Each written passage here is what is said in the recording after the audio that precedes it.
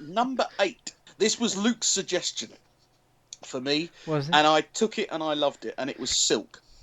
Oh wow, When okay. Luke recommended this, actually, it was the beginning of series 2, and I think you had challenged me to watch it for the show, and I watched the first episode and really, really liked it. It's a courtroom drama set around a particular law firm, or Chambers. Chambers. Yeah. And despite my best attempts to discredit her, Maxine Peake is fantastic in this. As is Rupert Finally got Penry, there. as is Rupert Penry Jones and Neil Stuke. And I think those three are the main sort of reasons that I came back every week and watched it. I did actually go back and watch Series 1 on DVD. I bought it because I loved Series 2 so much. You know, that I think was the first time that I surprised Luke, wasn't it? I think I said, I've watched Series 1. And you went, what? Yeah, because it had Natalie Dormer, who'd gone on to, obviously, Game of Thrones. I've never it was a very rated different... Dormer. different series in 1 than 2, and I would say even 3 is a different series to 2. I mean, I haven't rewatched Silk since it ended, but I loved it as well. I hope that if I watched it again, it would hold up. I think it would. Yeah, I think it would as well. In 2, they learnt from the mistakes of 1, because 1, I think they focused too much on the younger characters, as you mentioned, Natalie Dormer, Tom Hughes, whereas they took the basic things of what worked in Series 1, and in Series 2 they brought in the Phil Davis character, they brought in Francis Barber, and I think it really worked a lot more. As you say, once they kind of peeled away the younger characters and the things that are outside, once they dealt with the actual cases, that's what drew me in a bit more. Gary's Desert Island Dramas.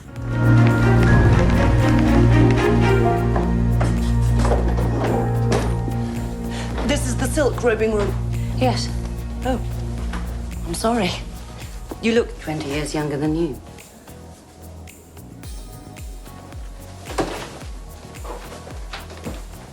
proper women at the bar need to stick together. CW.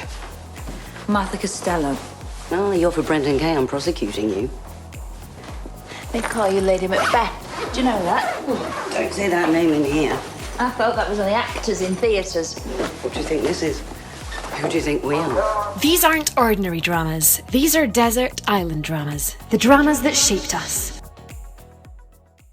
Because as much as it was case of the week, like a lot of these law dramas are, it was also character driven, and that's the beauty of the BBC, where you've got the full hour to tell a good law case story and focus on the characters outside of it without feeling like, oh, we'll chuck some characters in while we've got the time, when really Maxine Peake and Rupert Penry Jones and Neil Stuke. I thought Neil Stuke was fantastic in this. My dad was a clerk.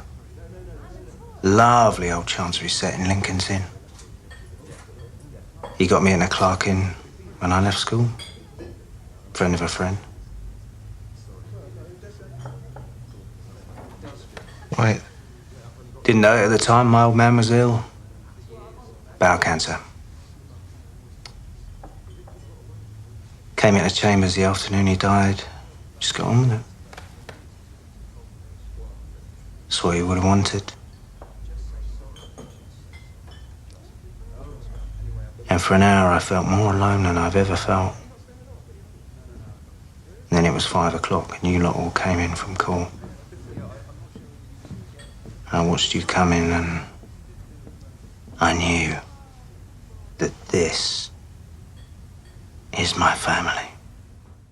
Was it Series 2 where you started to get the idea of the fact that you had cancer? I tell you what stood out to me about Silk as well is I'm pretty certain I'd watched other law dramas, but this one, it really seemed to be unapologetic for putting you in the world and not explaining it. You sort of had to learn what that world was and what things meant as you went along. It didn't drip feed you, oh, this is what a Chambers is and this is who these people are and this. It didn't really explain what Silk was. You had to really pay attention and get to the point of what everything was, and I really appreciated that. But again, at the end, it sort of faded off. They So- didn't end it in a way which it certainly didn't leave you wanting more, and we're not going to get any more as far as we know. There was some talk of a Radio 4 drama that never appeared. No, it did appear, but it oh, was did just. It was about the Clerks, wasn't it? Yeah. Oh, right. Theo Bartman Biggs character, and Oh, fair enough. Yeah. I never even sort of heard that it. I never even sort of heard it. Series 2 and Series 3 would hold up. The ones that ring out in my mind is, again, she went and did one. Didn't she do one in the military?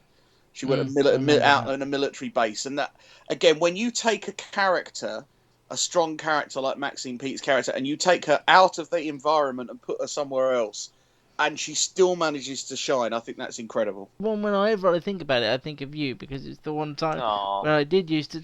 Yeah, but it's not always good. That's why I've never rewatched it. But I do have them all on DVD, and they are all on Netflix as well. If anyone wants to go back and rewatch them, but it's the first show I remember saying, "Watch this," and I don't even remember why I recommended it. I just thought it was a really solid I show. think, well, at the time. you'd seen Series 1 and really liked it. You had an interview with one of the cast or one of the I writers. did, yeah. And I Yeah, think you and were I'm- like, please watch it, because I'd really like to talk about it. There are, we've said this before. You run a website and you get interviews and you say, please, can you watch things because, it's good for the show and the site. Yeah.